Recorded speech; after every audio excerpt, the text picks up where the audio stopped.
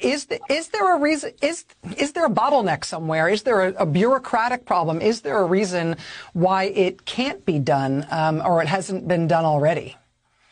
In China, there are 40,000 doctors, nurses, and respiratory technicians went from all over China to Wuhan and helped the Wuhan doctors fight the virus.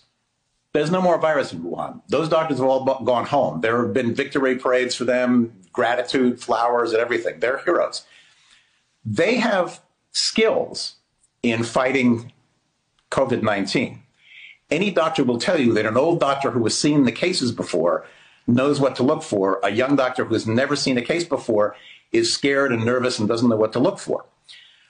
They not only have the skills, a lot of them caught the virus and are now immune, so they can do a lot of things that would be dangerous for somebody who hasn't got the virus to do. I don't see why we couldn't hire for our pandemic a lot of those doctors, nurses, respiratory technicians.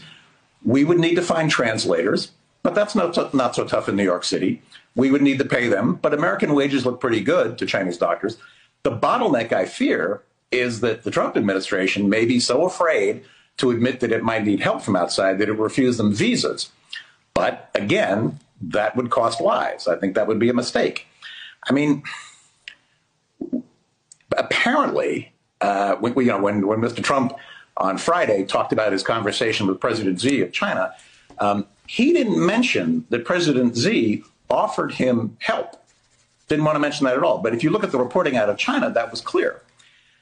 I think it's not a good idea to keep insulting China and baiting them, because if you look far enough down the road, President Trump may have to go to them with his hat in his hand, because we're going to be able to design a great vaccine, but I don't know if we're going to be able to run our vaccine plants if too many are sick.